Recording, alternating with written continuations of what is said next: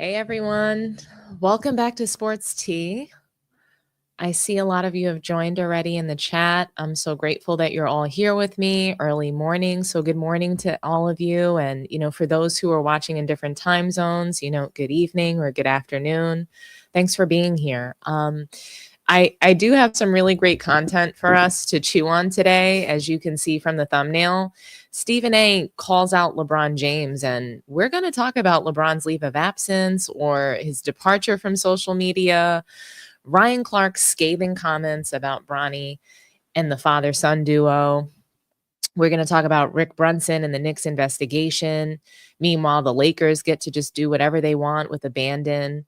And I was going to talk about actually the new all-star format, but I changed it because, Paul George just, gave me something to talk about the 76ers, whereas I wasn't going to address it, but now I'm going to. I feel like I've beaten up on the 76ers enough, but they just keep asking for more. So I'm going to parking lot the new all-star format for another time. And, before we get into all of these things, I just want to shout out our members as well as the folks who have just generously donated to the channel. So shout out to Christopher. It's Not That Serious, Right Hand Cam, as well as Funky Town. Thank you for being loyal members of the channel. I also want to shout out Jeffrey, Lamont, Mark Tavian, Zachary, Donna, Ariel, and Courtney for your donations to the channel this past week. It means a lot to me, and it also helps keep the channel growing. So thank you all so much. There's just so much happening in the sports world this week. Sheesh. The injury report is just wild right now. Paul George is injured again. Embiid is a constant question mark. Like every team has a couple players out. It's a little crazy. The rookie of the year race is heating up with Dalton Connect projected to be the rookie of the year. And he's balling right now. With the announcement of the draft picks, as well as teams and coaches being investigated for their conduct and treatment of players in the WNBA, I mean, there's just so much happening. Not to mention the incredible team building that's continuing right now in the Unrivaled League for the ladies. Let's see who we have in the room before we jump right into the first topic. And guys, please do me a favor and like, share, and subscribe to the channel if you haven't done so already. So let's see who we have. Do it, D. Good morning. Good kid. Salute to you. Horizon Vibes. Nice to see you. Miguel. Good morning. David, so happy that you're here this morning. Humble Sports TV, salute to you as well. Isaiah, good morning. Push, my guy Pusha T is in the chat with us tonight. Shout out to the mods, Alexander X, Pusha T. We have Horizon Vibes, Pizza Time. Let me go ahead and throw you a wrench. Let's see, how can I do this? I have to do it from YouTube. 1 second. And give Pizza Time his wrench. Thanks for being here, Pizza Time. I really appreciate you. You're awesome. How's everybody doing tonight? Well, this morning, actually, excuse me. It's still dark out a little bit. It's raining. There's like atmospheric rain here in the Bay Area. It's been crazy. Power outages, internet is like being wonky. So that's why I didn't go live last night, because the power was in and out. So I was just like, man, I just don't want to interrupt our great vibe, So once we had like stable power, I was like, okay, let me get going. But yeah, I just wanted to make sure that we're going to be able to rock and roll, Okay, let me just give Pizza Time his wrench and we'll be on our way.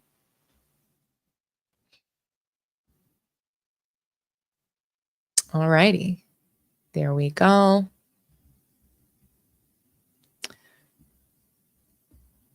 But yeah, it's so nice to see you guys this morning. Vernon Harrison, you think Dalton Connect is a liability on defense? I can agree with that. He was getting cooked a lot. Drawing with Marty. Shout out to you. Oh, you have the Miami Heat channel. Is that the one that Ticket appeared on a few times as well? Shout out to you, Drawing with Marty. If that's the same Heat channel, guys, please go ahead and check out that channel.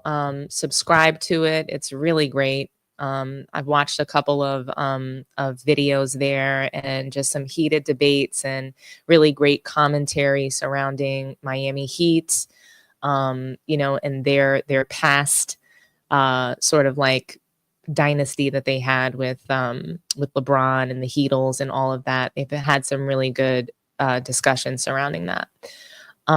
Shout out to Goatcast Hoops, another great channel. Go ahead and subscribe to it when you guys get a chance. But yeah, let's go ahead and get started. Our first topic it's obviously LeBron James. And if you haven't heard by now, he's decided to take a sabbatical from social media. And of course, LeBron, he felt the need to let us know on social media, which is really funny, right? So you need this break from social media, but you need to make this big announcement. Why couldn't you just leave? Just leave. Nobody gives a damn. You're a grown adult. If you want to take a break for your mental health, whatever the reason is, just do it. But he did this specifically on X, formerly known as Twitter, because this is something that we needed to know, right? We needed to discuss it and possibly lament over it and let LeBron know how much we miss him, since we all just care so much as to whether LeBron is on social media or not. I mean, part of me wanted to get excited for LeBron's hiatus, but I quickly questioned just how long it's going to last. He owns a media company and hasn't been able to stay out of the limelight and hasn't been able to stop clout chasing. And he's had a desperate need for everyone's attention, no matter what the topic was, for the last 20 some odd years.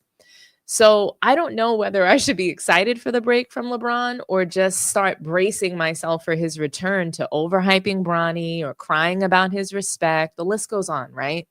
But LeBron James, he's leaving social media alone for a while, right? Because it's negative, and people called him a liar when he said he watched Dalton Connect at Tennessee. He just couldn't take the negativity, right? The negativity surrounding that. So he wants to take time for himself, I'm sure, and protect his mental health after 22 years of abuse online.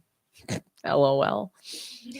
LeBron, to cement this and to announce this, he needed some validation, right? So he's reposting Rich Kleinman's post from a month ago. And for those of you who are not familiar with Rich Kleinman, he represents Kevin Durant and other athletes. And he made a post on X about a month or two ago about the national media's negative coverage. And LeBron uses this tweet or X post in order to build equity with his following, which I thought was really interesting. And, Stephen A. Smith had a whole lot to say in response to LeBron. I want to play this soundbite for you now, and then we'll react to it. Tip things off here with the NBA. Social media has infiltrated all levels of society, especially sports and sports media, right? However, for LeBron James, the noise has gotten too loud and he's decided to unplug. I get it. LeBron made 2 posts yesterday on X. Let me read those to you. The first, simply saying amen to previous posts by Kevin Durant's longtime manager, Rich Kleinman, which read, quote, with so much hate and negativity in the world today, it confuses me why some of the national sports media still thinks that the best way to cover sports is through negative takes. We can all acknowledge that sports is the last part of society that universally brings people together. So why can't the coverage do the same? It's only clickbait when you say it. When the platform is so big, you can make the change and allow us all an escape from real life negativity. I, for one, find it all a waste of breath. The Olympics and the JJ and Braun show was the future of what this can and should all be. LeBron then followed up that post simply reading, and with that said, I'll holler at y'all getting off social media for the time being. Y'all can take care. LeBron's announcement came one day after he said everybody on the internet called me a liar all the time when he said he was watching Dalton Connect's college games last year at Tennessee. All right. So a lot to unpack, Stephen A., and there's a lot of layers to this conversation. Do you believe, and hi, Wendy, do you believe that LeBron is right about social media? I believe he's right. There's a lot of weak-ass people on social media. There's a lot of people that hide behind social media to spew and to spread and disseminate their venom. Point taken with both Rich Kleinman and himself. They are not wrong. They're just not complete. I would remind, and Wendy, I will say this to you. Last time I checked, there's former players that's in the media. There's former players that have their own podcasts. There's former players that are on shows like this and various other shows. And so when people talk about the national media, that annoys me. And I think that Rich Kleinman was incomplete with what he said. The fact of the matter is that you listen to him, you listen to what he said, you listen to LeBron and what he intimated, and there's this impression that it's the media, the media, the media. There's several layers to all of this that's not being told. Number one, what's your definition of negativity?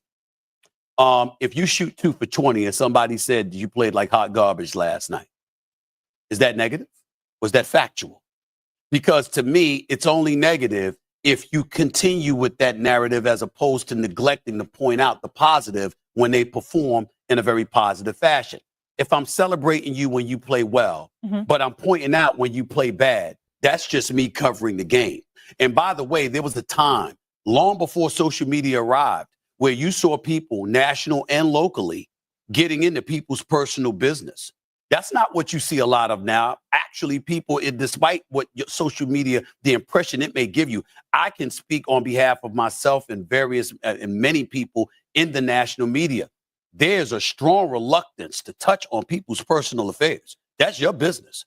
Talking about the game and talking about what impacts the game and your performance is not getting into your personal life. But you have folks that will want you to avoid even talking about the game in a negative fashion because they're of this mindset that it would protect their brand, which gets us to another point. Yeah. You really have an agenda because what you want to do is make sure that, listen, excuse the analogy, Molly, but you've got a lot of people out there, Wendy, that literally will pass gas and want you to say it's perfume. Literally, in today's sports world.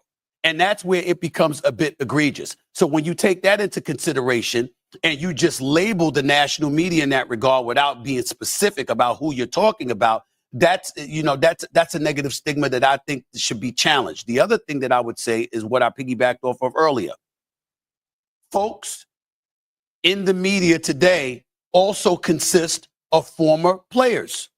They're your brethren. They know the game. They've been inside their locker rooms. But you'll see players complaining about the media 1 minute, complaining about a former player another. If you're a present player that has a podcast or something, they'll complain about that too, which was why I said when I was talking about Kevin Durant a couple of weeks ago, who's allowed to talk about you?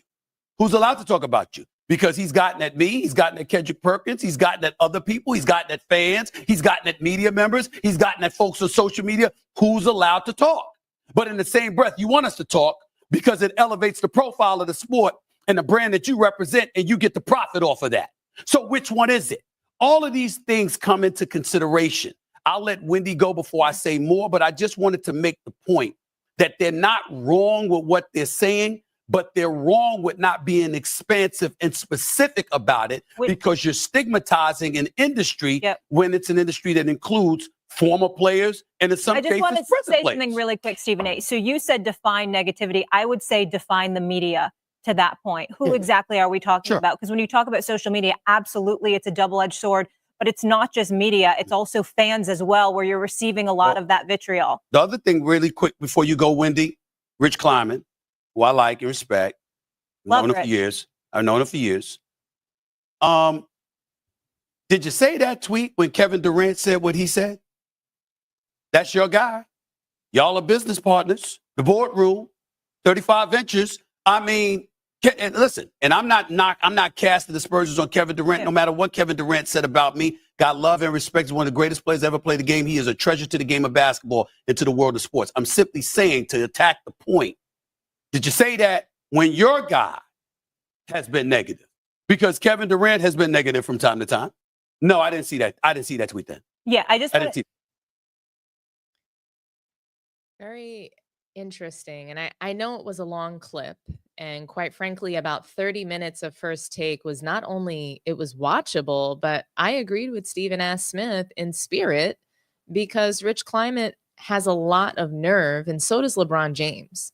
How dare these two grown-ass men who have either directly or indirectly wreaked havoc on a variety of social media platforms? How dare they sit up there and pretend to be above it all for even 1 second? How dare they? Rich Kleiman's posts couldn't have been more manufactured. And neither could LeBron's fake ass departure from social media. LeBron will be watching and lurking from a burner phone. Do you really believe he could bear to stay away? Do we really believe that? Seriously, do we really believe that? LeBron is a liar. He is a liar, liar, pants on fire. It's sickening how devious LeBron James is. The deception is unreal. It's so disrespectful to insult the intelligence of millions of people this way. What does he have? Over 200 million followers on X? LeBron dug up a post that Rich Kleinman said that conveniently at the end reminds people of the Olympics, where obviously he was the MVP of that. And then, of course, the phony validation of that bullshit Mind the Game podcast with JJ Ridiculous. JJ Ridiculous and LeBron had a podcast called Mind the Game. And conveniently, Rich Kleinman is validating the JJ and Bron show as being the future. Miss me with the bullshit. That podcast was god awful.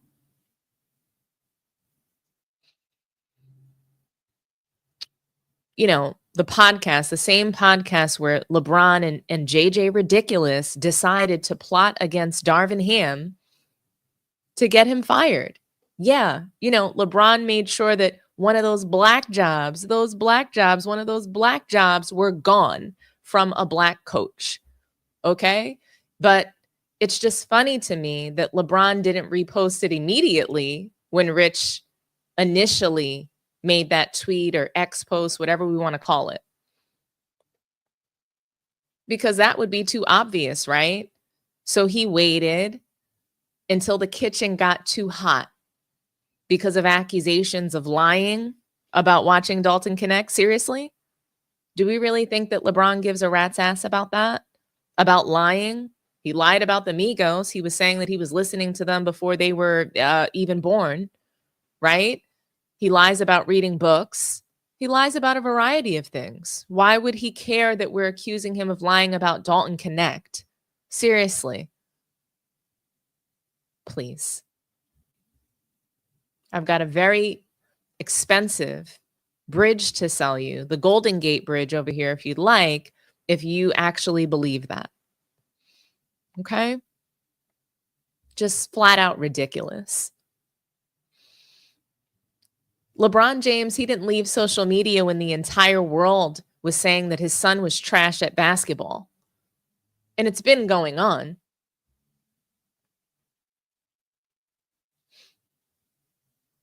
Like, he didn't leave social media over that, or is he?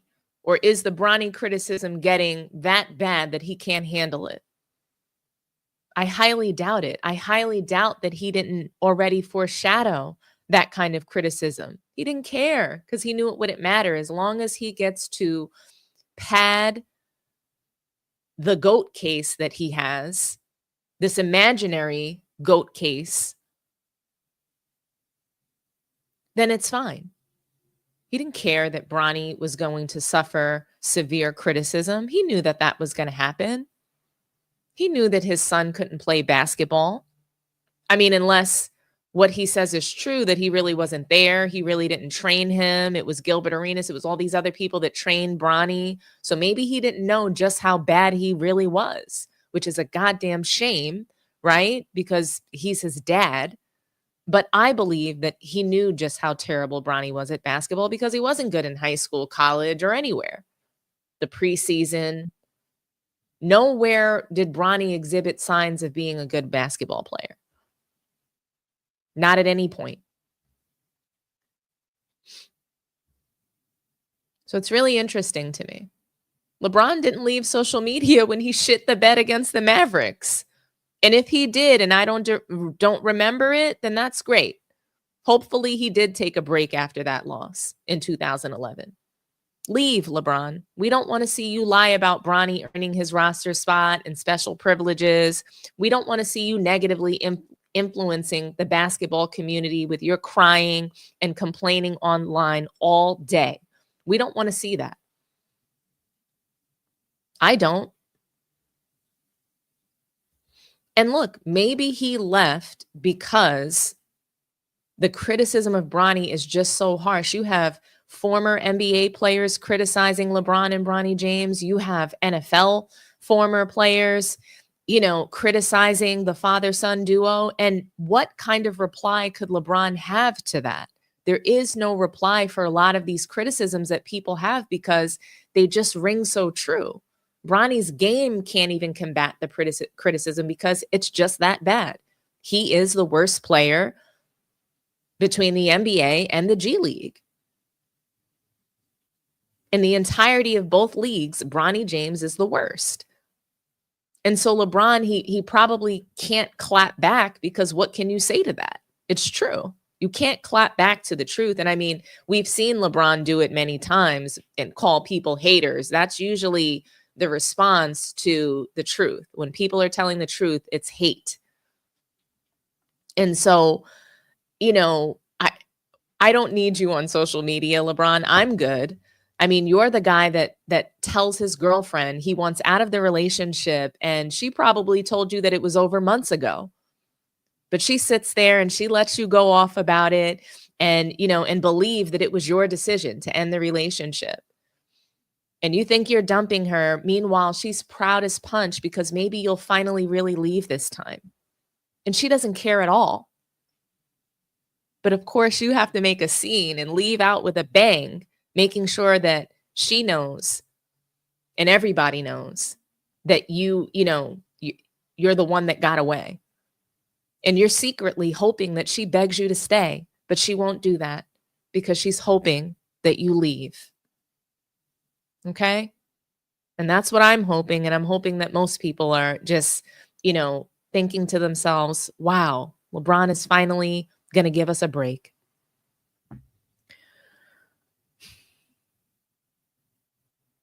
But yeah, I mean, LeBron just had to remind us that he's this great player, right? By reposting Rich Kleinman's posts. He had to remind us what he did in the Olympics and how he won MVP and look at my podcast. We're geniuses. Even Rich Kleinman believes that, and Rich Kleinman's in KD's camp. So, I have even more equity to build there. This is not a clutch employee.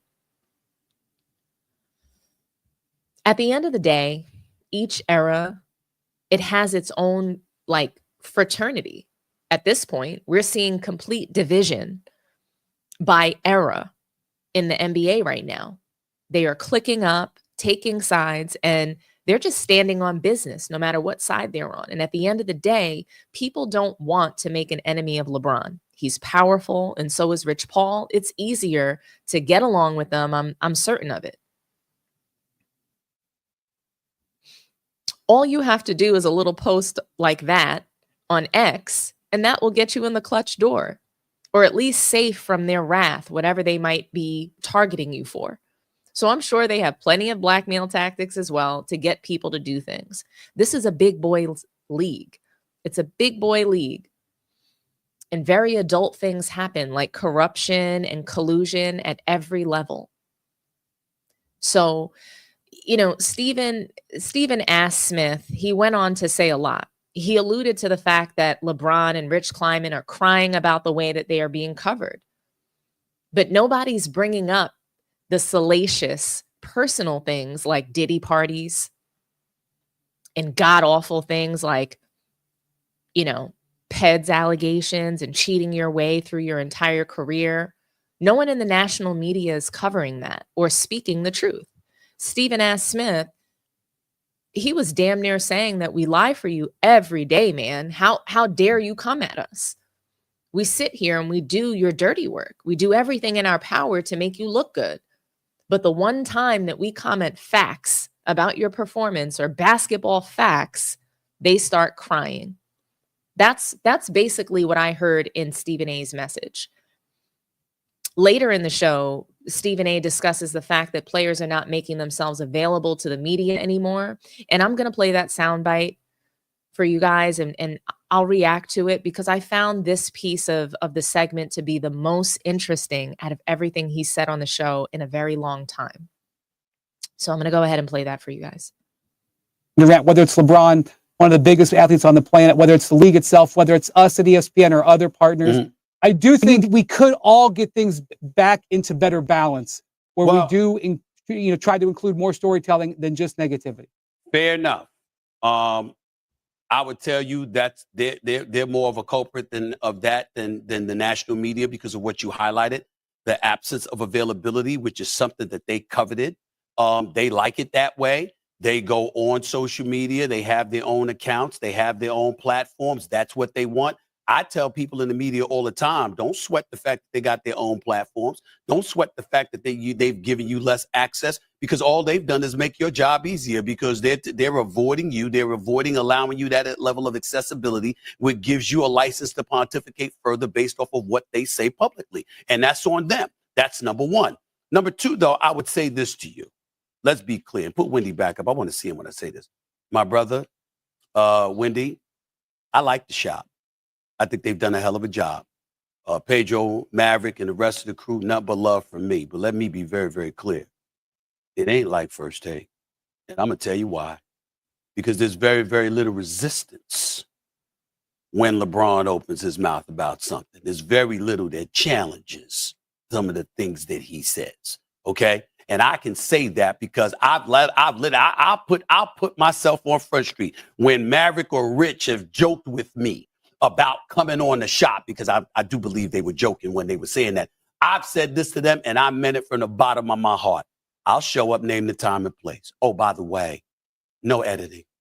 Make sure that what I say is in there. You understand? Don't sit up there and edit me out and cut me out. Oh, no. Let's have that real conversation. I ain't never been invited. Ain't no accident. We know what time it is. See, people can. Okay.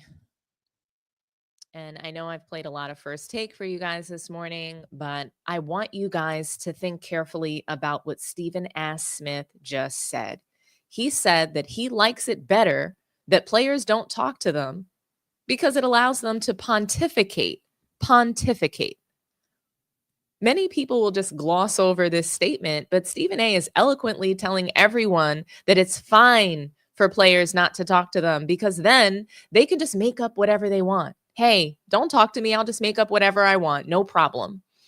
He's saying that it allows them to have even less integrity. He's saying that they've been benefiting mightily by made-up media narratives. Case in point, the WNBA. If that wasn't some of the most made-up narratives for clicks that created a race and gender war out of it, then my name is Teddy Roosevelt. Okay? Like, seriously,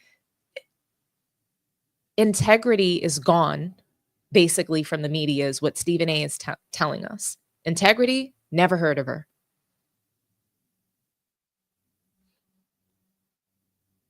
Stephen A. Smith is telling us all what he's going to do at every turn. He's telling us, hey, it's better this way. I can continue to be number one in this sports media world by just creating my own storyline, because my narratives are better than yours. My narratives are better than the truth anyway. This is why people who love sports and basketball in particular, people who love the purest parts of the game, the honor, the respect for the game, as well as the glory that comes with it, those people will never respect Stephen A. Smith for how he's contributed to the demise of the NBA. I wonder why you guys think that LeBron is leaving social media. I'm curious. I do want to know what you guys think. Before we move on from this topic, The Odd Couple, which I don't care much for since Chris Broussard left, they had a very simple and obvious take on LeBron's break from social media. And of course, they said that it was because of the criticism of Bronny, blah, blah, you know. So I just, like, right as I was about to turn off this clip, because I thought it was just boring. And Rob Parker's counterpart is just, he's awful. Kelvin is his name, and he starts criticizing LeBron James, and of course then compares him to Michael Jordan and the eras. And I want you guys to hear this, and I'm going to react to it after. Brandon, let me try to articulate what you mean. Right. No, I got you, because this is coming from, it is a noted fact that I'm a big time Bron guy. But one thing you'll learn about me as I continue to be a part of the show, I'm also an extreme realist, like probably to fault.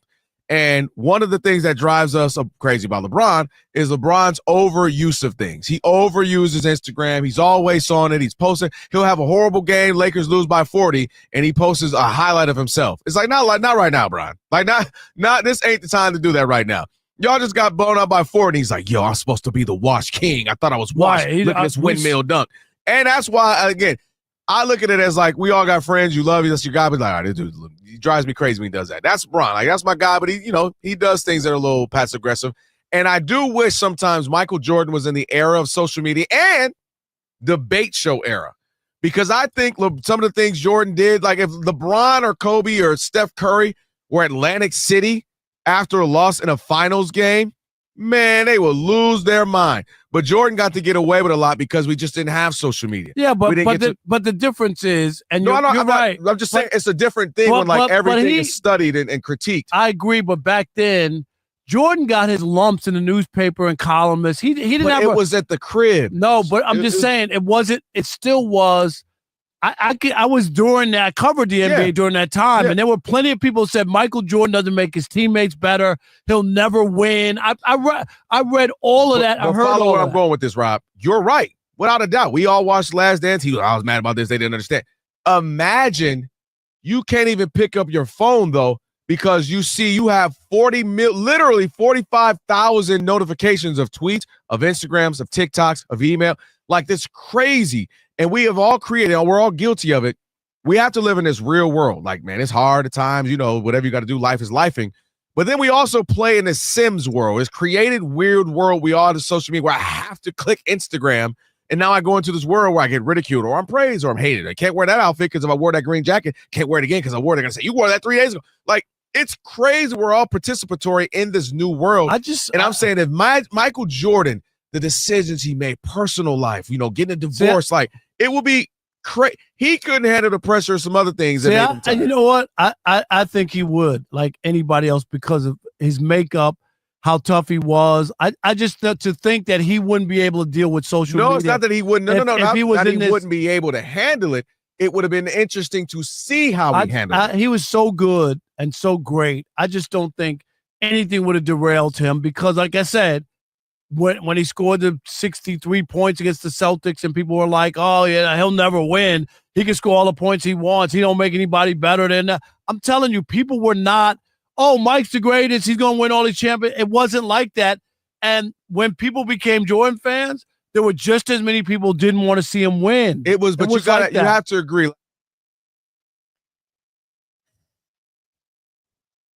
What bothers me is that, like, kids today and analysts who support the idea that everything is so much more difficult today in the social media era is the delusions of grandeur more than anything else. And I mean, Kelvin is insufferable. I mean, he wouldn't even let Rob Parker get a word in edgewise. And I don't even care for Rob Parker that much, but sheesh.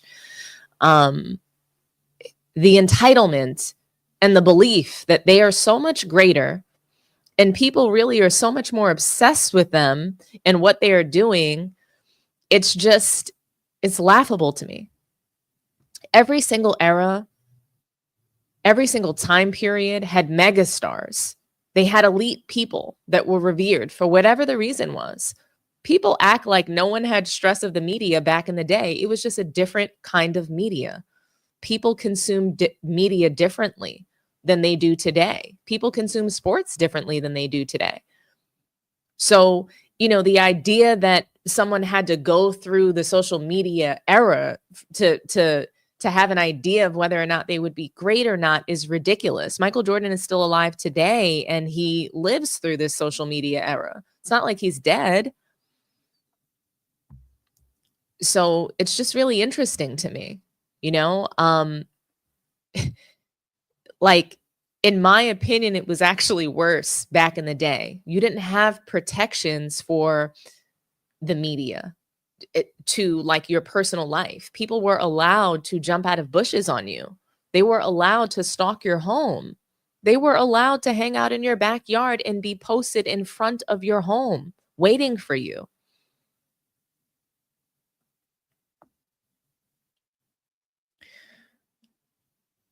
Social media today, you know, it replaced newspapers and radio and TV. If someone because if someone played on the radio or TV, everyone was likely to know about it. If you played like shit, that would be on the radio, the newspaper, every media outlet that was available. And that's what people consumed. They didn't have cell phones, so they had to read. People actually had to read the paper. And every morning they got their paper delivered and they read it. Look, I mean, I was reading the newspaper, probably like physical paper, up until I want to say somewhere around 2015. And I never paid for the paper. I would just walk into my corner store in my Harlem neighborhood, pick up the Daily News and walk right out. But that was, you know, that was the culture. You know, people actually read the newspaper. So now we have all these social media platforms that have included news, and that's replaced those outlets. It's replaced radio. It's replaced television.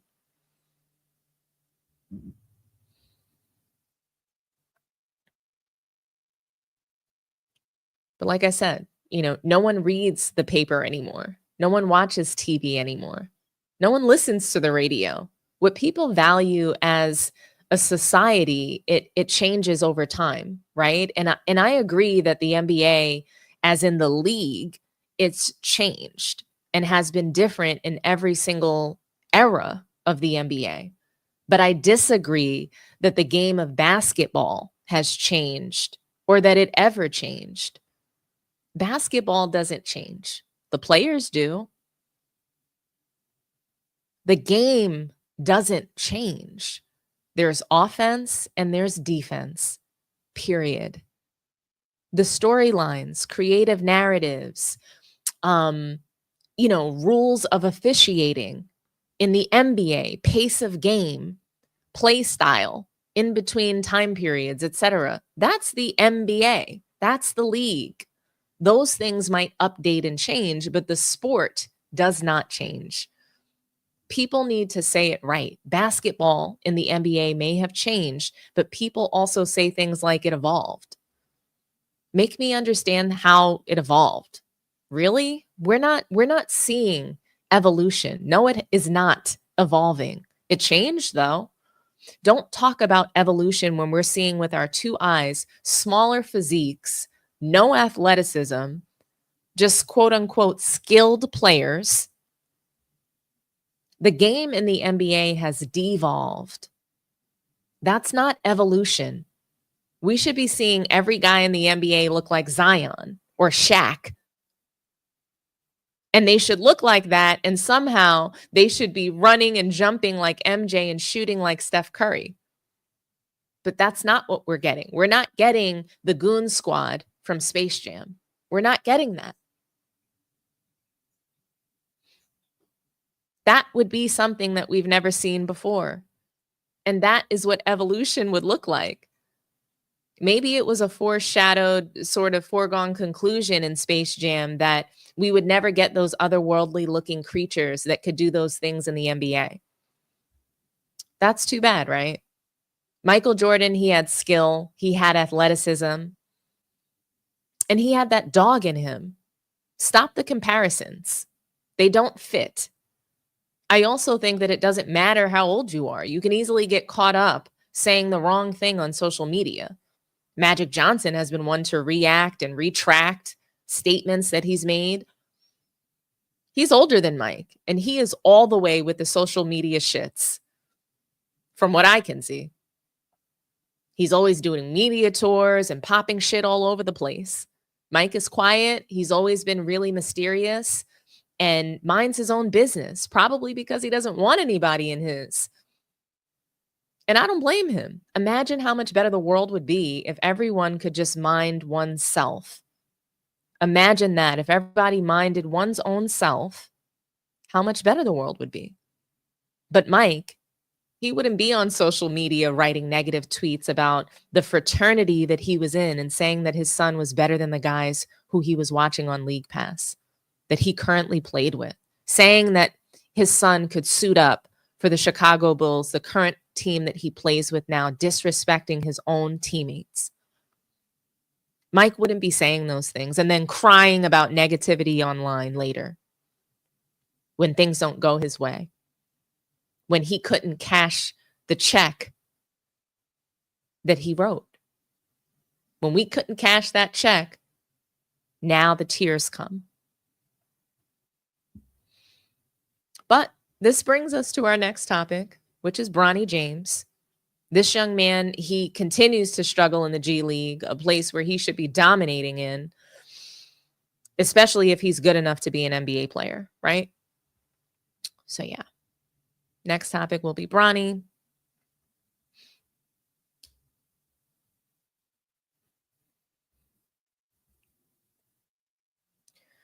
He didn't dominate. He's not dominating. He's still 0% from three. Okay. He's playing god-awful basketball. It's a complete mockery of the NBA and the G League. He's the worst player in the NBA. And he's the worst player in the G League, a place where he should be dominating. He might even be the worst player of all time across both leagues. A few days ago, Ryan Clark, he calls out LeBron and Bronny for the special treatment he's receiving in the league. And I'll play this for you guys now. As far as like Bronny James not traveling with the team on road games, and Fred, you saying, well, they stay at the Courtyard Marriott. What has Bronny James done that he shouldn't be able to stay at the Courtyard Marriott? You say, well, they fly commercial. What has Bronny James done where he should be too good to fly commercial? The pros isn't about where you came from, how you were raised, what your parents had. Professional sports is about how well you can contribute. And you don't get treated differently because of your parents. You get treated differently because of your ability to contribute. And if I'm Bronny James, which I'm not, and I haven't grown up that way, I'm begging Rich Paul, I'm begging JJ Redick, I'm begging my father, please let me travel with this team. Please let me stay at the Courtyard Marriott. Please let me fly commercial. Please let me go somewhere where I'm going to get up more than 6 shots in 3 games to not only prove it to my organization that I'm worthy of being on this team, but to my damn self. Yeah. Right? I've never in my life been the best player on any team. I wasn't the best player on my high school team. I wasn't the best player on my college team. I'm not the best player on this professional team or this G League team. Let me go out and prove that. Because like in the end, all of these accomplishments are going to be for LeBron James. Bronny James going to have money, but he ain't going to have like the one thing that all of us ever want is proof to ourselves. Like that's what I wanted. I wanted to be able to walk off the field and be like, man, they didn't draft me and they cut me, but look at me now. So that goes to. Oh, man, that was loaded, right? I mean, Ryan Clark, he did not hold back. He unleashed on Bronny. He really did. I mean, he was passionate about Bronny earning his spot. And okay, fine. He didn't earn his spot, right? Like we know he didn't earn it. But why is he too good to travel? Why is he a goddamn spectacle? What has he done in order to get these privileges? Absolutely nothing. I can't say it enough. Bronny James is wearing a costume. He's god awful in both of these leagues. How can anyone on the team respect this? The $8 million that Bronny James received, that could have changed Quincy Oliveri's life. At what point does Bronny want to shed the narrative that he didn't earn his place in this league? When does Bronny get to have the real experience of grinding in this league and putting in the work? Why does he get to cut corners and not do the work? LeBron wants to control the criticism of Bronny by not having him on the road. He wants to fake injuries for Bronny so he gets a break from being roasted. How does the team respect this?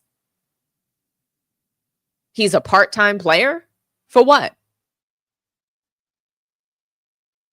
When we talk about part-time players in this league, we're talking about Joel Embiid. At one point, we were talking about Kyrie Irving being part-time. Kawhi Leonard. These are superstars in the league. Bronny is not that. We shouldn't even be discussing publicly Bronny playing part-time.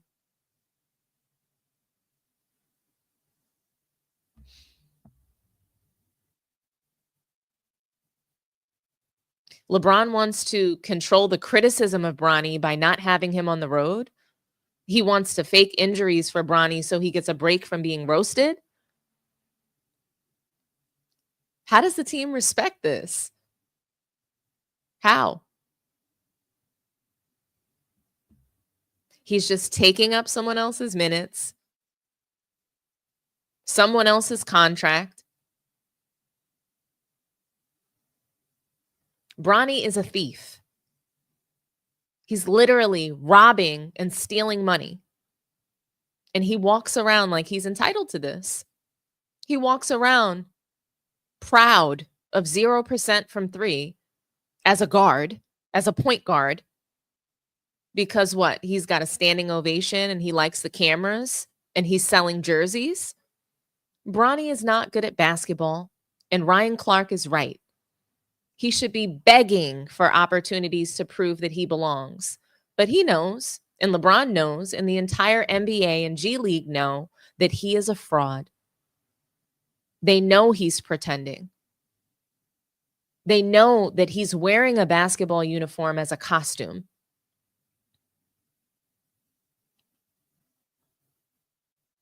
This is embarrassing.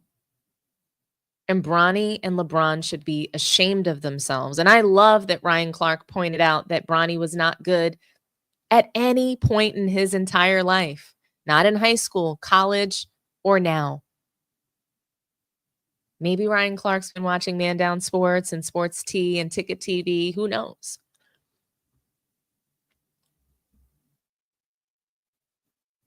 But everybody knows that he's pretending. This is all to serve LeBron's GOAT case that he hasn't been able to make in 22 years. And he's definitely not making it any stronger with this horrible father-son duo that his narcissism created. This isn't about nepotism. It's about narcissism.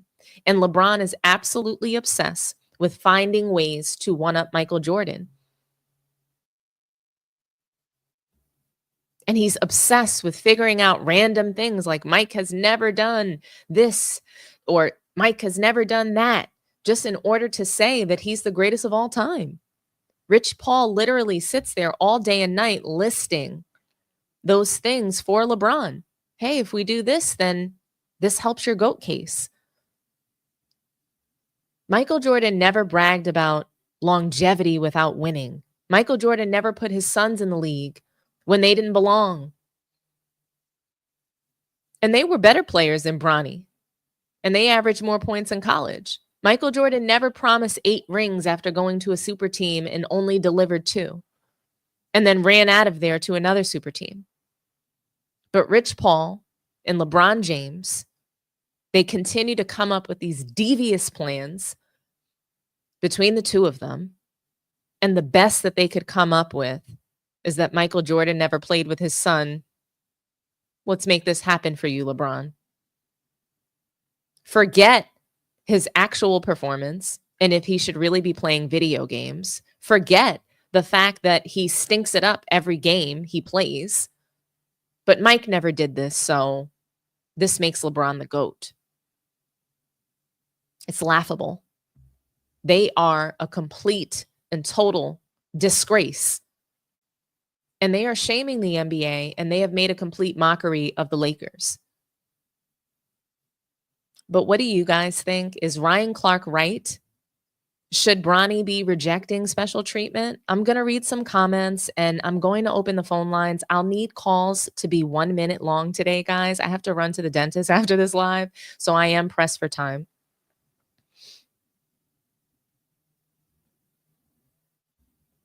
But here's the phone lines. Call in if you feel passionate about this topic. We'll take 1, maybe 2 phone calls today. But again, I need it to be about 1 minute long.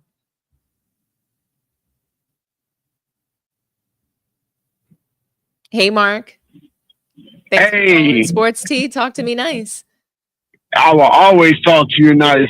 Look, I don't agree with a lot of things that Ryan Clark says that comes out of his mouth, but I'm 100% on board with this. This entitled attitude that I see from LeBron, and now it's unfortunately passed down to his son, it just turns me completely off. It really does. And this whole, he's a great father, he's a great role model. No, I don't. I know we live in an age where you can't tell nobody what you really feel about how they're raising their children, and that's fine. I don't want nobody telling me how to raise my children, but when you're wrong, you're wrong. He gave this man a silver spoon in his mouth, and now he says he was better than half the league last year. He's trash, and then you don't even want him to go down to the G League to get all of the experience of building yourself back up. That's sickening. Ryan Clark is right. Tell your dad, if you really want to do this, tell your dad, let me stay in the G League, let me build myself back up. Because if he don't, nobody's going to have respect for him. Nobody, no player is going to have respect for him. I know you wanted me to keep it short. I'm going to keep it short. I'm going to get back to listening to you offline. Thank you so much, Mark, for calling in today. I really appreciate you. I appreciate you too. Thanks for calling Sports Tea. Talk to me nice. Hey, good morning. This is Miguel. Hi, Miguel. How are you? Hey, I'm doing well. It's good to hear and see from you live again. It's been kind of I've been having a crazy work schedule, so I couldn't catch you on your last several lives. Me but too. I've been dropping them in the middle of the night, so don't feel bad. I've been working a lot, just like you, so I totally get it. Yeah. So, but so good morning. I just wanted to say real quick, because I know I need to make it real quick, is that about the whole topic. I'm sorry, but I almost had to change the channel when you were playing Stephen A. Smith. I cannot stand listening to that guy. I just can't listen. 1 or 2 sentences that he starts going, my mind starts, I just have to tune off, but I stuck it through. Thank you so much. I feel you. This was a time where I felt like, okay, I agree with this point. And then when he mentioned, the fact that basically he's just going to make things up, I had to play that for you guys. I know, but we're here for you, not Stephen A. Smith. Just Stephen S. Just Smith. saying, Stephen S. Bitch ass Smith. That's right. But anyways, just a quick point about LeBron, his son, everything. LeBron is no stranger to collusion. We need to remind ourselves about what happened in the Olympics. What was it, so many years ago, where he colluded with Chris Bosh, Dwayne Wade, and which should have been illegal, because they were all, several of those guys were coming off of contract years, and they're not really supposed to talk to each other in the off season. Once again, some collusion. So, and now he's doing it with Clutch Sports in the NBA. So it's it's a question, if he could do something, would he do it? Yes, he will. And so, yes, he's colluding with the NBA. He's colluding with the G League. They're all on the same page. They all want the same narrative. They're all pushing for it. And so, it's no surprise that these things are coming up, and which is really why people are not really tuning in anymore. Like lately, I've been having like some old people that I would never think pay attention to the NBA, and they're coming to me talking about, you hear what's going on with LeBron James' son? He's, this bullshit. And I'm like, yeah, you're telling me, like, it's just, it's indicative of what's going on, and they're getting the results of what they're putting out, and this, just even the style of play that LeBron James is doing it's not really, it's not really worthy of an audience, to be honest. It's trash. Yeah. And that's why nobody's watching. So that's the most interesting thing about it, is that the product is so poor and nobody's watching. So thank you so much for your call today, Miguel. I'm going to grab this other caller, okay? Have a good day. You too. Bye-bye. Bye. Thanks for calling Sports Tea. Talk to me nice. Dominique. How's it going? Who do I have on the line with me? You're from Miami. Hey. Yes. Hey, this is Martel from Miami Heat Zone. I'm sorry, this is who? This is Martel from Miami Heat Zone podcast. Hey, Martel. How's it going? I'm doing well. Thank you for also shouting out my channel. Listen, real quick, I definitely want to bring you on the show, so please reach out to me. All righty. You got it. So that we can have a debate too, like with Ticket Go James Kingdom, maybe like a 2v2. Can I be honest with you? Yeah, go ahead. I like watching it, but I don't really enjoy debating. It's like a bad energy. You don't? It's like a bad energy for me. And that last debate with like Ticket and Ajani, that was so rude. It was nuts. It was so rude and disrespectful. It's nuts. And I don't like that. I'll be honest with you. I like if you notice, I just really like to have a good vibe. Yeah, all right. Well, then you can definitely come on my channel. We could talk about the Miami Heat. We could talk about the NBA and stuff like that. Is that cool? That's cool. I'll be there. I just have to make it work. My work schedule is kind of crazy, but we can work something out. I'll text you. You got Twitter?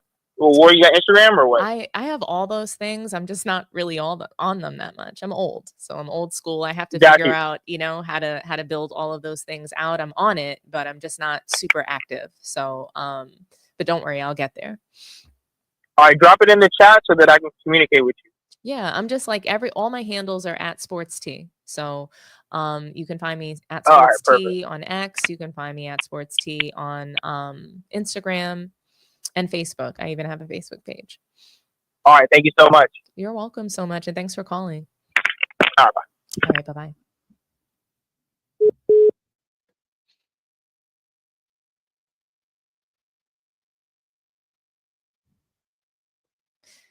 Thanks for calling Sports Tea. Talk to me nice. Hi. I can't hear you. Hold on. Oh no. Can you hear me okay? I can hear you. How's it going? Okay, awesome. Oh, I'm well. How about you? Fantastic. What's your name? My name is Rich. Nice to hear from you, Rich. And you're calling from Clearwater, Florida. It's my favorite part of Florida. I love Clearwater Beach.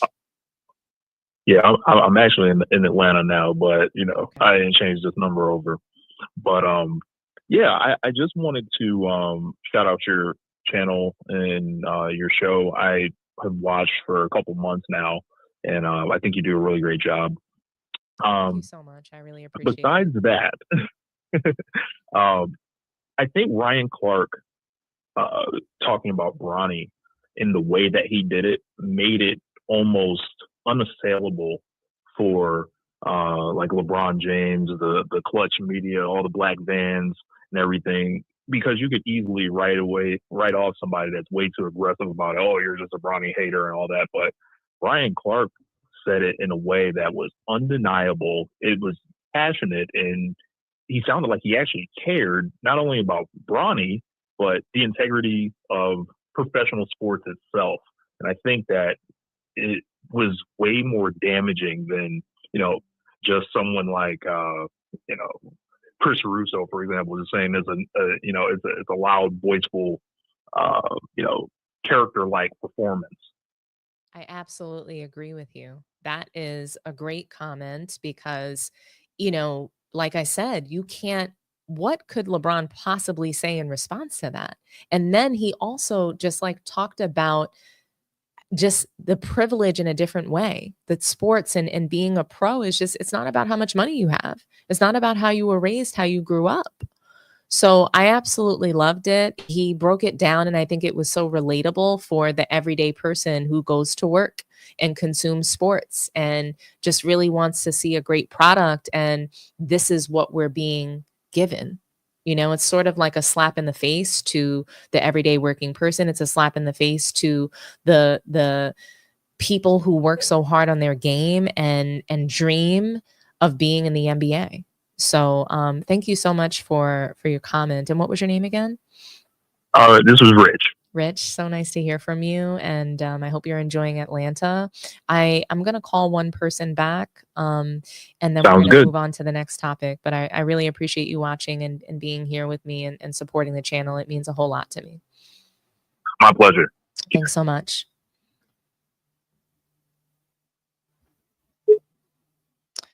Okay, guys, we have one more call to make before we move on to the next topic.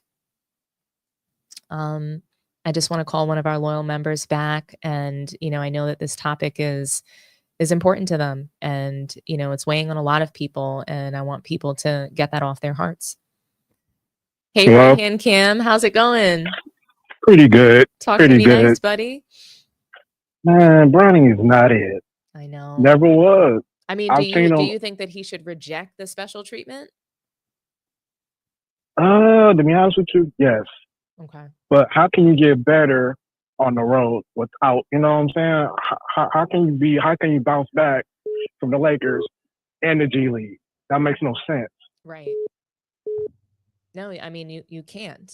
You can't. And it's just this is all just a part of LeBron James's devious plot to force people to believe that he's the GOAT, right? But I know that you mentioned earlier in the comments that you wanted to discuss LeBron's social media break. So what's on your mind about that? Like, why do you think that he left social media? What do you think is the real reason? Honestly, I do. I think that the only reason why he left social media is because of Bronny. Okay. All this news about Bronny is really getting to him. And he's like, okay, I'm off social media. What was you at before all of this? You were still on social media, right? Mm-hmm. So why back out now? Right. No, that's a really great point. Come on, man. Really great point. And maybe he expected, maybe perhaps he expected Bronny to get better. He's not going to get better. Not by doing this. I mean, I'm just saying. I'm just looking at it from a different perspective, and this is not good for his career at all. Yeah, no, I agree with you 100%. I'm with you, and I just want to thank you for not only for being a member, Right Hand Cam, but for also calling in and supporting the chat and just everything that you do for Sports T's channel. You're welcome. I mean, anything to help out, I'm here. Thank you so much. I am going to go ahead and read some super chats, and then we're going to move to the next topic. Okay. Have a great day. Thank you so much. You're welcome. Bye-bye. All right. Okay, guys, let's get to the super chats. I see we have quite a few. Thank you so much, Pusha T. And Brittle and Hyperextended P are done. Go Knicks. I love it. Miami Heat Zone. I will definitely be hitting you up. Promise. Right Hand Cam, where was Bron when he was posting about Bronny on social media, then turns around and says, I'm off social media because of my mental. Get the F out of here with that BS. I'm with you. We have another one from Right Hand Cam. I'll call cap on Bron's social media break. Heard you. Like, complete cap. Okay, guys. Well, we're going to move. We're going to move to the next topic. And that's going to be Rick Brunson. I'm not sure if you guys heard about this, but Rick Brunson's position and salary with the Knicks is being investigated. So it is the NBA's belief, or it was reported to them, that Jalen Brunson taking a pay cut in order for the Knicks to build a team to contend for a title was all a ruse in order to circumvent the salary cap. The Knicks are furious about this, as Rick Brunson wasn't just picked out of nowhere to be the lead assistant. We're talking about an investigation over a lead assistant. Yes, he's Jalen Brunson's dad. He used to play for the Knicks back in the day, and solid guy. He's been a part of the organization for a few years now. And when Jalen Brunson came into the league, it was pretty much always a plan to get Brunson over to the Knicks. And I understood the investigation of, that trade of Jalen Brunson to the Knicks. I totally understood that, because there was quite a bit of colluding, tampering happening surrounding that trade.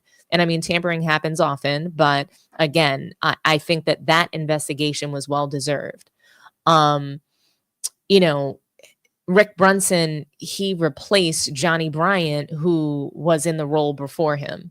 So I'm not sure how that makes up for the $100 million or so that Jalen Brunson left on the table. I think that the NBA is disgusting for this investigation.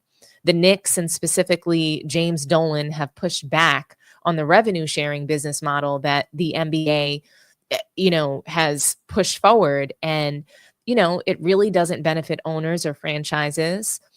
And it doesn't benefit the franchises that have been historically successful. And they don't think that it's fair for them to have to help and carry the other teams that are not successful. And Dolan has been very vocal and has written open letters.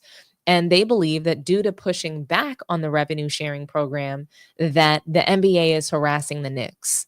So I'm going to read some of the article from ESPN that details Dolan's complaint. I thought it was interesting. So basically, Dolan outlines new objections based on a league proposal shared with owners about the dispersions of revenues in the newly negotiated $74.6 billion media deal. And this article was written back in July. The NBA has made the move to an NFL model, de-emphasizing and depowering the local market. This is what Dolan writes in this open letter. Soon, your only revenue concern will be the sale of tickets and what color next year's jersey will be. Don't worry, because due to revenue pooling, you are guaranteed to be neither a success nor a failure. Of course, to get there, the league must take down the successful franchises and redistribute to the less successful. This new media deal goes a long way to accomplishing that goal. Dolan outlines his criticism of what he called the league's plan to retain $6 billion, or 8% of the total NBA-related fees, without sufficient justification nor transparency into how it arrived at the sum, how these fees will be allocated, or to what extent the league will utilize this purported revenue growth to incur new and incremental costs and further expand the league's ever-growing expense level. The article does continue. And he continues with these changes drastically increase the challenges associated with attracting and renewing vital sponsorship revenue by creating a particularly unfriendly environment for member team sponsors. Dolan cited the 42 million homes that have abandoned traditional paid television over an 8-year period, and how those losses, which include a 45% decline for the Knicks MSG network, have been compounded by the league's new streaming and television deals. Dolan wrote that the league's new national deal renders the regional sports networks, or RSNs, unviable. Member teams depend on revenue received from local rights fees on an increased fan engagement through high-quality broadcasts that provide dedicated and tailored coverage for local audiences. Yet, the proposal threatens to completely eliminate regional sports networks without a comparable replacement offered by the league. and no articulated plans to address the production and distribution vacuum that the league will inevitably create in its quest to further disrupt the RSN industry. In the letter, Dolan concluded, "We trust that our concerns are shared by many of our counterparts across the league, each of whom will be similarly impacted. The league will say that it does not matter because your franchise value will continue to rise. That contemplates you will eventually sell. Once again, pride of ownership is what is sacrificed. We are well on our way to becoming a one-size-fits-all, characterless organization. Just remember, we did this on the backs of owners like Jerry Buss."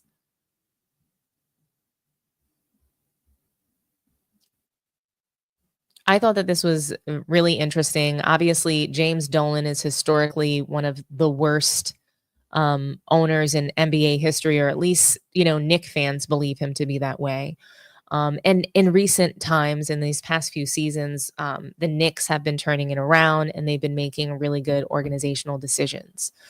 But when you take a look at the revenue sharing model, it's even more clear that Adam Silver is responsible for the decline of the NBA.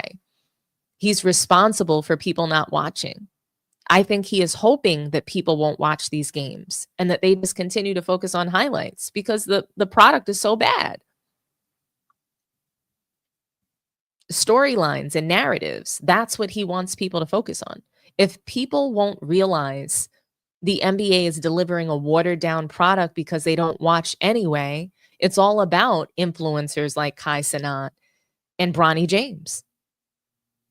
Guys that can't actually play basketball, guys that don't actually have real talent, they're just trending on social media. We look to players to blame them for the product. We're blaming them that they don't play defense, right? But the league has removed that. That's Adam Silver.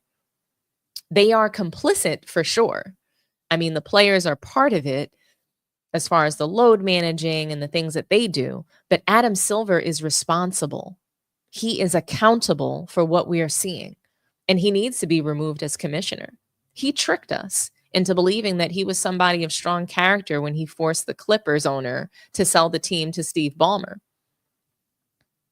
But he has low character, clearly doing anything to serve some devious plot to scale the NBA through Europeans who can't run, jump, or dunk the ball, and ride the wave of social media relying on talentless gimmicks and viral influencers. Adam Silver is a disgrace, and David Stern is rolling over in his grave. I think that the most alarming part of the NBA's investigation of the Knicks is that the Lakers just hired a coach with zero experience and added a player to their roster in Bronny James that prefers video games and is clearly unqualified to play in the league. Then, on top of it, said player doesn't have to participate in road games. Why isn't the NBA investigating that? They investigated Joel Embiid's participation with the 76ers when he suffers from visible chronic injuries. What the hell is going on here? The Lakers need to be investigated if the Knicks and the 76ers have cases out on them. This is outrageous. And it's like there's no HR governing body to check Adam Silver. Players don't need to go on strike because they're paycheck slaves with golden handcuffs. It's a double-edged sword. What do you guys think of these inconsistencies? Why are the Knicks being investigated but not the Lakers? Why did the 76ers get investigated but not the Lakers and the South Bay Lakers? And speaking of the 76ers, that brings me to our last topic this morning. Paul George. I mean, like, as you all have already heard, the 76ers had a team meeting. And Tyrese Maxey called out Joel Embiid for tardiness. Apparently, Joel Embiid is late to everything. It seemed like Embiid received the feedback well. What wasn't received well was the fact that the team meeting was leaked. Apparently, Embiid wants to know who did this. Apparently, Embiid and Paul George are just so perplexed as to how this got out, and they're furious. Paul George, he expressed his surprise that, that it was shared with the public somehow, and they have no idea how it happened.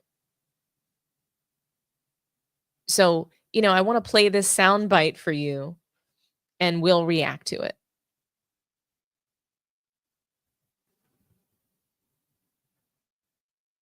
Ladies pay, because I don't know how the hell Sham got that story or how that even leaked, especially it being like some of it being like kind of word for word, or not necessarily word for word, but quoted. That was the crazy part about it. The whole meeting, that's normal in the NBA. Like, teams go through that. I've been on multiple teams where we'll at some point have a meeting and a check-in if things aren't going right, or if we know we could be playing better and we're trying to get the most out of one another. It was positive conversation. It was healthy conversations. We all just want the best. We're at a point where we're a team that cares, right? A team that naturally cares about what's going on with their team. They're going to have sit downs, and they're going to discuss how can we get back on track or start winning tradition or winning culture. So like, that's just where we're at with it. Again, it was all positive and healthy conversations. I don't know. Oh my gosh. Paul George. I find it ridiculous that Paul George would bring this up on his podcast. I think using your own team drama for clicks is wild. I really do. It's also completely tone deaf.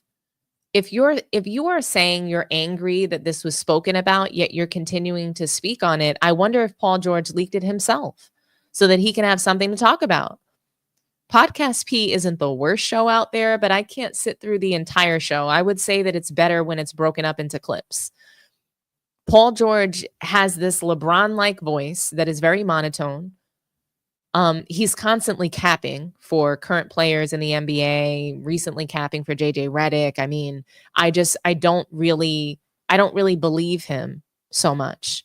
I mean, the fact that he prefers this podcast to playing actual basketball during the regular season is appalling to me as well. It's so amazing to me that Philly galvanized serial losers in Paul George and Joel Embiid to try to win the elusive title that they've been chasing.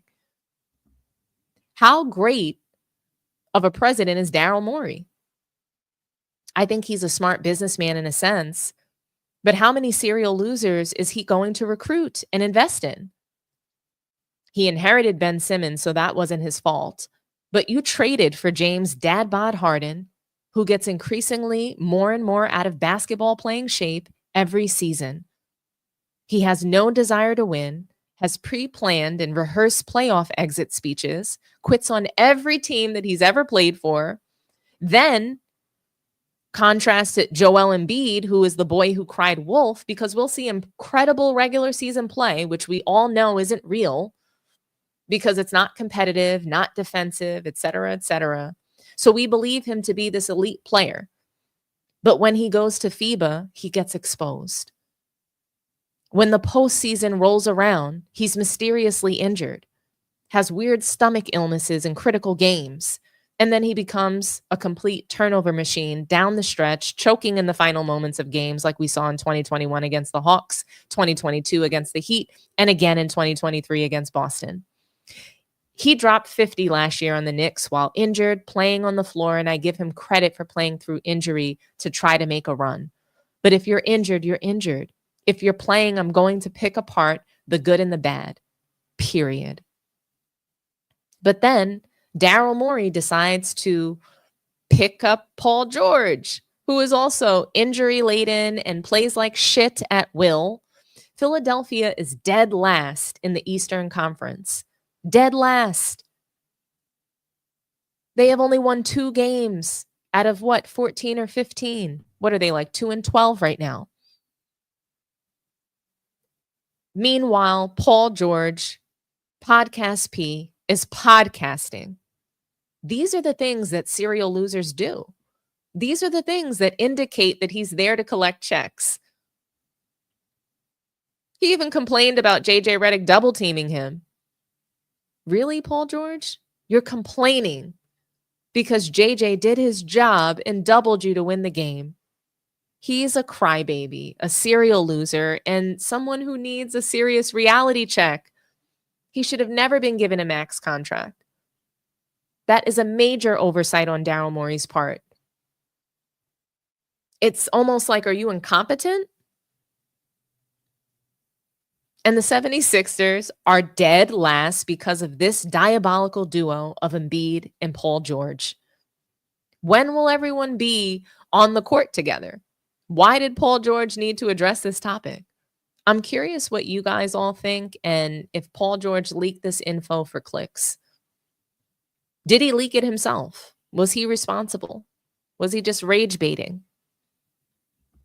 I'll read some comments and then we'll open up the phone lines. I have time for 1 or 2 phone calls. Okay. But let me get to some of these comments. Let me see if do we have any more super chats? Yes. Jeffrey Young, Bronny is Bron's sacrifice on the altar of public humiliation. I couldn't agree more. It's almost like some Illuminati stuff, right? I'm with you on that. Thank you for the super chat, by the way, Jeffrey. Really appreciate it. Draymond wants LeBum inside of him. Interesting. Thanks so much, Chirac Maybach. Really appreciate you. Thanks for being here. Shout out to all the mods.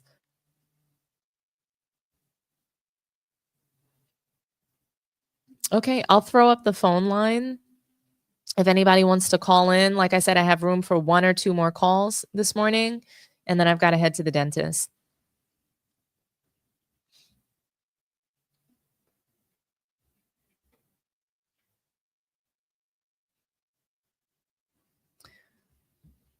Kobe Bryant was the last of the Mohicans. He would be in the gym working on his game. They worried about podcasting. That's a fact. I just don't understand it. It's kind of crazy. Good morning, Jeffrey. Hey, what's Talk going to on? me nice. How are you? You know, I'm always happy when I can catch this show, being on the East Coast. Yeah, I like to try to do a morning show when I can. It's not always easy for me with my work schedule. And then you guys know I record with Man Down on Friday too, so it's hard for me to do, 2 lives in one day. But thank you for calling in. Talk to me nice, Jeff. What's up? Yeah, like the super chat. Yeah, I had a lot more with that. What I was saying was people always talking about how high LeBron's IQ is and all this stuff. If his IQ is so high when it comes to basketball, he had to know that his son wasn't ready for the NBA. And I say he put him on an altar of public humiliation because he would have had to know that this would happen. There's no way, like, I'm not a super person. Like, there's no way if I was him, I would know my son was going to have a sea of humiliation going on. And I'm not sure if my son's able to even deal with it mentally. That's why I call it a sacrifice. Like, why would he put his son through that? And I'm tired of people saying how great of a father he is. He got money and all that other type of stuff, because I wouldn't put my son through that. If I was a good father, would have protected his child, not put him through stuff that he shouldn't even have to go through when he can live a better life. I agree with you 1,000,000%. You nailed it. I mean, he is sacrificing Bronny all to serve his GOAT case and his GOAT status. But, I part of me just believes that Bronny James likes all of this. He likes the cameras. He's come out and said it. He was in Men's Health magazine. We always see him smiling. We never see him head down, upset, or any of it. Imagine if you got all the glory, all the money that you could imagine, anything that you want, and you didn't have to do anything for it. Wouldn't you be happy? Don't we all kind of dream of getting paid a lot of money in our day jobs, but, we did the least amount of work to get it? I mean, at the end of the day, Bronny's just a man, just like you. He's just a person like you and I, right? So if we dream of those things, if we dream of the easy life, why wouldn't he? So, I think it's interesting that, Ryan Clark wants him to reject the nepotism. And I mean, I think that he should. I think that he already has the contract, right? So he should be pushing back on his father. Hey, let me play in these road games. Let me be, in the weeds and in the trenches with this G League team because, I need to prove myself. Right. He should be asking for those moments and begging for those opportunities. I agree with that. But I think that he enjoys being a talentless person, and he enjoys seeing just how much money he can make, just how many jerseys he can sell without without scoring, without doing anything. I think it's all a big game and joke in their house. Well, maybe you're right about that. And if that's the case, then I missed the mark. The public humiliation is the Lakers franchise. They're into it. So, they like it, Right. And about LeBron leaving social media and all that stuff, I also believe that he's doing that. He's tucking his tail. That letter or whatever that guy wrote or whatever, was to try to get some type of sympathy from the LeBron crazies and all that. And also the timing is like perfect timing to take some of the light off of Dalton Connect and what he's been doing with that franchise and helping them turn around somewhat. And that's LeBron. Perfect timing. Absolutely. What do you think about what Paul George did? Do you think that he's responsible for the leak of their meeting for clicks, or who do you think? Who do you think is behind the leak of what Tyrese Maxey said to Embiid? I think it's Paul George. Me too. I really do. I don't think anybody cares enough about the 76ers right now. Right, and Mr. Paul George, is an NBA talent, but he's Mr. Irrelevant. Right, right, and he's injured and he's out, and so now it's easier to focus on Embiid instead of the fact that he's also injury prone. Right, yeah, I believe that's Paul George, and he got a little slime in him, stuff he done did to Roy Hibbert. I know stuff back in the day, but he always get unscathed. Oh yeah, I do not. Yeah. Paul George is definitely, he's something else. But I do want to thank you so much for calling in, Jeffrey. Really appreciate you calling this morning and supporting the channel and watching. So thank you. Okay, welcome. You're welcome. And chill when you get to the dentist. Thanks so much. All right. You have a good morning, okay? You as well. Bye-bye. Good morning. Thanks for calling Sports Tea. Talk to me nice. Can you do me a favor? Can you mute YouTube in the background? Yeah. Peace. Dom? Yeah, this is Dominique. How's it going? Good morning. This is brother Juma out in the Bay Area. Brother Juma, how's it going? Blessed, black, and living in abundance. That's Thankful. Right. That's right. We're here. Yes, ma'am. We're in there. Glad you're doing well. Yeah. Real talk.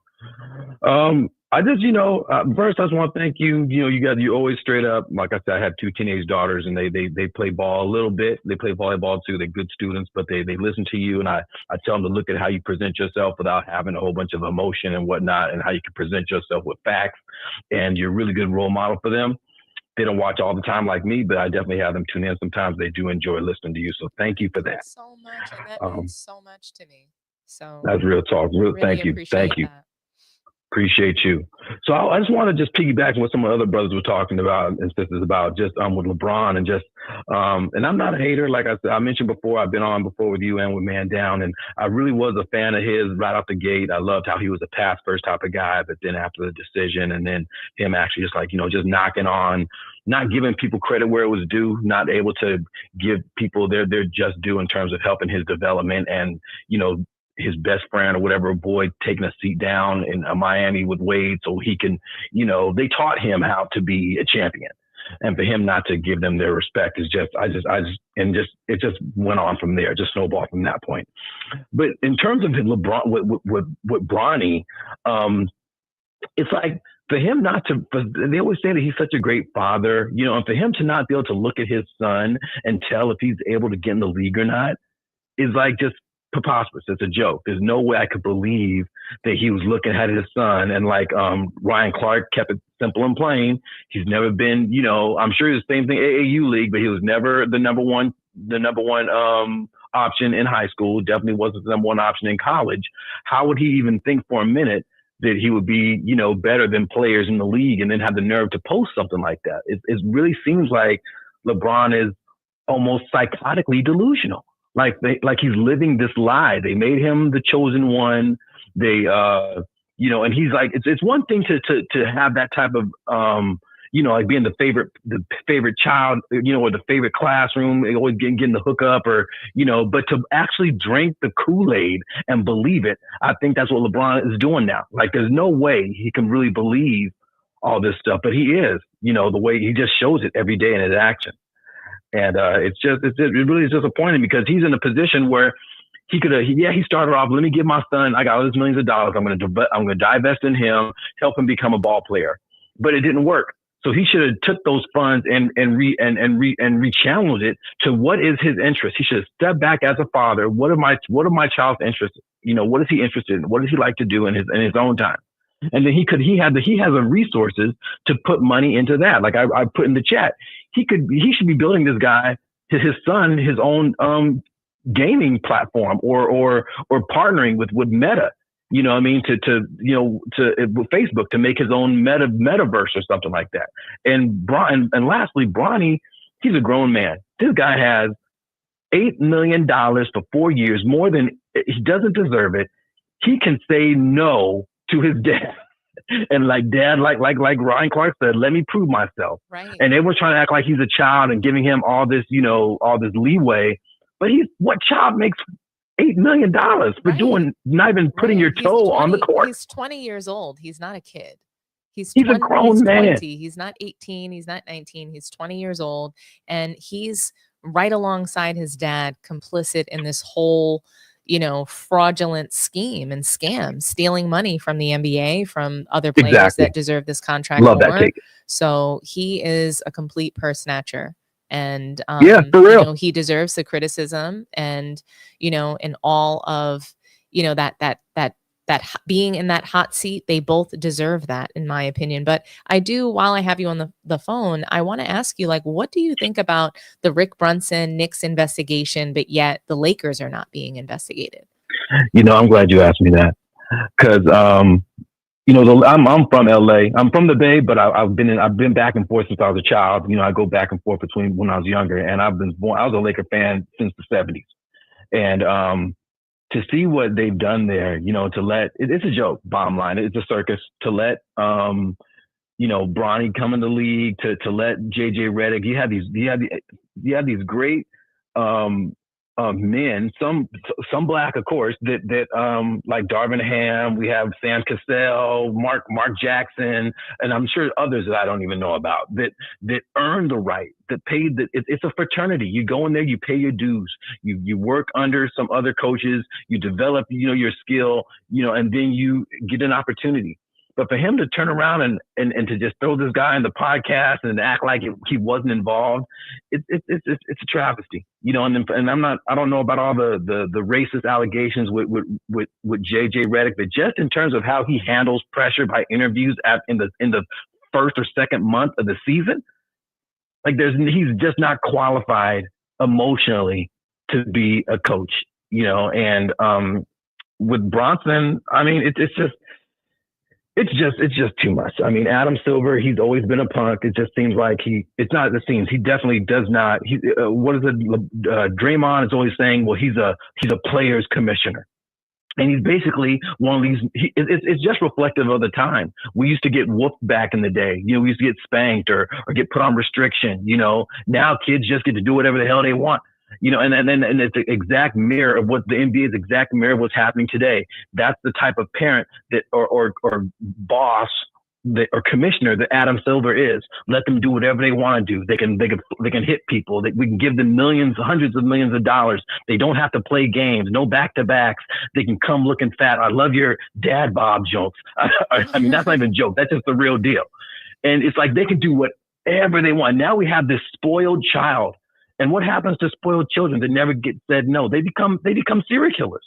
Like, real talk. I'm not exact. These the one. If you can't say no, to someone, to a child, if they don't learn they never have boundaries, and that's when you have a sociopath. They have basically a sociopath is someone that doesn't have any emotion when they hurt or inflict pain or discomfort in somebody. And that's what's going on. They're just completely like aloof. And it's all Adam Sandler's fault. And I think Adam Silver's fault. But I think they can pull it back. You know, people saying it's gone too far. No, they just need to get rid of the tournament. Cut, you know, it needs to be put in contract that if these are a certain amount. If you don't play these games, you don't get paid. That's just bottom line. All this. If you don't play with heart and passion in the NBA All-Star game, you don't get paid. If you're not going to be in the dunk contest, you're not going to get paid. And that's just the bottom line. They're making way too much money not to get up and do their job. I agree with you wholeheartedly. Actually, there's one piece that, you know, I'm going to just expound upon a bit, because when we talk about their pay, I still think that players today are paycheck slaves. They just view it as this is the greatest thing ever. If they really knew, you know, how much money that they were missing out of, a guy like Steph Curry should be making $500 million if we're talking about, you know, being in a free market, but we're not, right? And so you know, they accept the $40 to $50 million thinking that they're doing something, you know, and it's still, you know, they're still being you know, bound in these shackles. You know what I'm saying? The league, they're still the worker and not the owner. So, you know, there's that piece of it, right? And then, you know, it's crazy to me how, you know, even with when you talked about if you don't play, you don't get paid.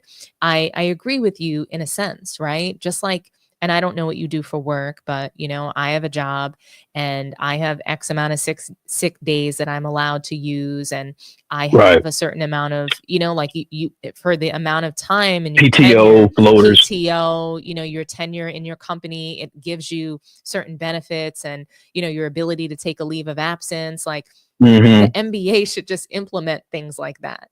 You know what I'm saying? Instead of this loosey-goosey sort of thing.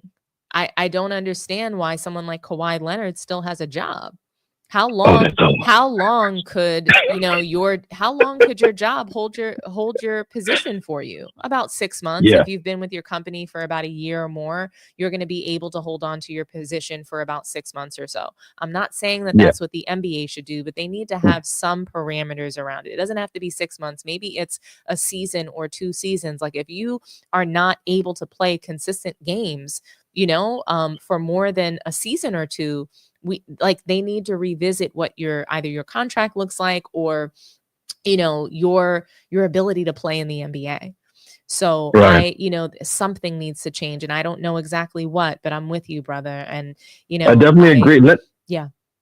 If I could add on real quick to that, because you're definitely onto something, you know. But if they, even if like, remember, like things happen, not just physical like injuries, like Wiggins and his father, or I think someone passed away, and the things going on with Kyrie, they should be able to take that time off, you know, and so you know that should be in contract, especially if they have, like you say, loosey-goosey reasons why not to play a back-to-back, and haven't seen Embiid and Jokic yet, you know, like. Right. I just think there needs to be some level of accountability for their time in attendance.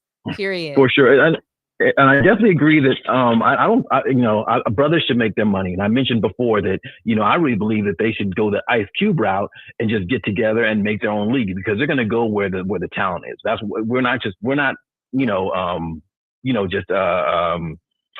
compliant to just watch the NBA. Think about the NBA though. Think about what that league and the fact that, you know, none of those players are owners. None of them are majority owners, right? And there's complexion things with that, right? There's, you know, certain demographic backgrounds with that, right? But think about what it reminds me of is sort of like the military. You know, when people who look like us go into the military, they are doing it for a reason. They're doing it to perhaps change their life, you know, to take a different turn. Maybe they got caught up in the streets or, you know, bad things that weren't good for them. Maybe, you know, they just come from a super poor family. And there was a time, and even still today, the military targets those people, right? Doing what they got to do to better themselves. Correct. And But I those mean, are but you got those are the we people have that are in the military, right? Just like people right, who are exactly. going to accept, these paychecks for now because they need to get on. They need to change their life. They need to get out of the hood. They need to buy their mom that house. So Right. that's what these Furious Styles. NBA owners, that's what the NBA banks on. And that's what they've been banking on for years, even when they Right. do those underhanded deals in colleges, you know? Right. So Yes. this has just been going on for so long. And I think that that's why they're not banding together and creating their own league. That would just take too much work. And they're not willing to do that groundwork and lay that foundation and be broke until then. Does that make sense? Right. And Yeah, it's it hard definitely because does. it's hard to attract, like, even if Shaq and Michael Jordan himself, they went ahead and pulled their money to create their own league, right? So their former Yeah. NBA players no longer playing, trying to do it. How do they attract, will they have enough money, right? The NBA has pretty much a monopoly on basketball, right? Yeah, they do. So it's Yeah. it's Marketing, not it's networking. very difficult. It's very, very Right. difficult, I think, for a new league to try to attract some of that best talent so that they can then grow that league. It's all of those things and hurdles that I think those players feel that they're up against. Kyrie Irving had the idea to start their own league. Nobody wanted to Right. band together with him to do that. Yeah. So Yeah. And then Jalen Brown has the Black Wall Street in the Bay now. Right. And I He's building on absolutely that. love Jalen Brown. He actions what he says he's going to do. He's not just hot air. He's not just, Likewise. he's not just sitting there trying to take advantage of, the emotions of, of his community and the people in his community. So Right. I have a lot of respect for him. And I Same really here. He enjoy don't him. smile. He don't smile. He don't need to smile. I love that. He Right. don't smile. I love that. I really like him. So, brother, I hope that you're dealing well with this atmospheric rain here in the Bay. I'm like, Oh yeah, I love the cool I breeze, brother Juma. A breath of fresh air. well, I'm glad you're enjoying it. I personally We did don't not. grow without no rain. We don't grow without no rain. Without no I water. I didn't move to California for rain. I need sunshine, warm weather. That's what I'm here for, and I did not get that. But that's okay. January, but January, it's coming. Beginning of January, you'll have it quick. I hope so. Yeah, But no I doubt. hope that you're doing well over there in San Jose. Likewise. And yeah, thank you so much for calling in. I'm gonna read Thank some you. comments, Really do and then I'm gonna appreciate you. close Keep out. cooking, sister. Thank you so much. Have a good day. Okay. You too. Enjoy your weekend. You too. Bye bye. Peace. Okay, so we had another super chat come through, so I'm gonna read that, guys. No prisoners, Malik. How are you? Peace, Sister Dom. I see the hate for LBJ, and now Bronny is live and in living color. I agree with LBJ staying away from social media. I still say Bronny will be in the NBA as a good player. Bronny is a millionaire now, and I love it. I mean, he was always a millionaire. He was born a millionaire. Malik, I love that you are our resident LeBron fan, and I appreciate you so much. I'm sorry I missed your call, and I can't. You know what? Let me just go ahead and give you a call back.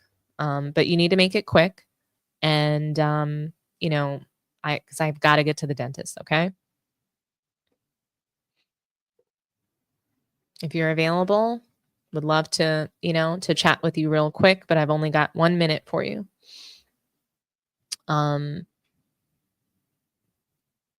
And you know what? I do hate LeBron James at this point. I hate what he's doing in the NBA. I don't hate him as a person, but I do hate what he has done.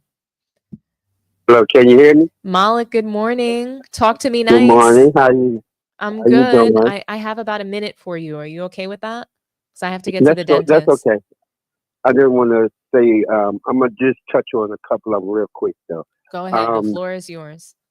Okay, with the NBA and the Sixers. You know, I'm from Philly, so the Sixers. I just think that I really think they want to sabotage the NBA league. They want to sabotage the sports that black people dominate. That's how I see it. But when it comes to the injuries, I'll side with the players more than the owners because you played ball. So you know, running up and down the hardwood floor, the wear and the tear that it play on your ankles, your knees, your back, any play could end these guys' career. You get low bridge, you fall down, guys falling on their neck. I mean, That's why they make the kind of money they make, because any play could end their life as they know it, not only on the court, off of the court too. So that's why they make that kind of money. If the owners make billions, then the players should make millions. And people talk about injuries like that's a disease or a sickness. You can't dictate when you're going to get hurt. Somebody roll up on your ankle, somebody low bridge you, whatever. You get hurt, so you out. So I side with the players more than the owners. That the hate that I see and still hear for LeBron James and now Bronny, I think is unfair, especially for Bronny, because LeBron already the GOAT. So you can't do nothing to hurt him. Not you personally, but mainly your listeners and everything, and they follow suit. But Bronny, I still think they should give him a chance. He's just a young kid. He's not a grown man yet, age-wise, they say he But is. his But he's dad, still, hold on. So Mhm. I have to stop you when you say that, because his own father said Right. that he was a grown man and he could Right. speak for himself and he can handle himself and make his own decisions. That's what Right. LeBron said. He's a grown man. He recently said that. And I agree with him saying that too, because I raised two sons and I told them that too. But I know truly when they were 20, they really wasn't. But we let them do it because we want them to grow into that. But I'm just saying that he's a millionaire now. He's making $32 million for his contract. So they got to give him a chance to play. And it's going to take him time. I like the way his father trying to handle things. Maybe he don't want him flying around so much because he afraid for his son and these planes. You know what happened to Kobe and all that. So he don't want him doing all that flying now. I have a question. Do you Go ahead. really agree with that Bronny should not be playing road games? Do you really believe No, that he should? I do think that he should play, but I understand his father might be worried about the flying part, because if he was flying with his son, he might think of it a little different. But I think so. I see what he's doing, and So but I LeBron, still hold on. So agree with you that I do believe LeBron he needs to should fly babysit. with the team. So I do LeBron think needs he to should. babysit Bronny, is what you're saying. Right, he doing that. Well, you mean some fathers and mothers do things different than others, so I ain't gonna hate on him for But it. But babysitting in the I still NBA, think he's gonna develop good. So. Go ahead. What you say? but he's babysitting Bronny. He's babysitting him, and you believe he's going to develop. So my last question for you before we go ahead and close out the show, when do you think that Bronny will improve? When do you think that he's going to be a better player? Once he's able to get more time, they're gonna have to give him more time. He took like 6 shots, but he's not playing that much in that league. But they got him being a two-way. So once they start playing him more, and he get a little bit comfortable, and maybe if he say, if Dom just lay off me for a little while, I think I'll develop and be a great player. And he's gonna make you proud one day. You what? I hope he does. I hope he makes us all proud. I can tell that you almost view Bronny like a son yourself. So I appreciate. I view all our children as my sons and daughters. I definitely I down with appreciate the family. you, and I appreciate not just your phone call, but I appreciate your like your passion for this topic. And I don't know, I like your spirit, Malik. So, thank you right. so much for calling in. I'm gonna go ahead and close out the show and run to the dentist. Thanks All so right, much for and I calling in enjoy today. your program. I'm gonna keep watching. Thank you, and Be thank you safe. for the super chat as well. All right, you're welcome. All righty, you have a great morning. Bye-bye. You too. Bye. Okay, guys. I mean, that really concludes the show. I'll read a couple more comments and then I'll head out of here. Shout out to Grape Tea News. Great channel. If you want your latest pop culture and current events in pop culture, head over to that channel and subscribe and check out the content over there. But guarantee if one of Bro's kids was Quincy and La Jr. was undeservedly stealing his checks, Bro wouldn't be arguing for La Family the way he does. I agree. Imagine if, that's you or your child and you're working so hard, on your game and you're trying to change your family's life. You know, Bronny's a millionaire and we love it, but his father is a billionaire. He could have done anything. He could have never worked a day in his life. He could have gone and, you know, been a professional gamer. He's taking up a spot. That's the issue. And nobody can even predict or see, you know, the light at the end of the tunnel as to when Bronny's going to get better. So, you know, I just want to say thank you guys for joining me this morning. I know I pushed the live back a couple times. Really apologize for that. But thank you so much for hanging out with me and calling in. It was really lots of great engagement. Thank you for the super chats. Shout out to all the moderators. Just really appreciate you guys. So thanks a lot. And I will see you later on this afternoon with the Man Down Squad. So we'll be going live at 4:30 p.m. on Man Down Sports, and I'll also be streaming it on this channel as well. So thank you guys for joining me. Please do me a favor and like, share, and subscribe to the channel if you haven't done so already. And I will check you guys out at 4:30 p.m. today. Thanks so much and have a good day. Bye-bye.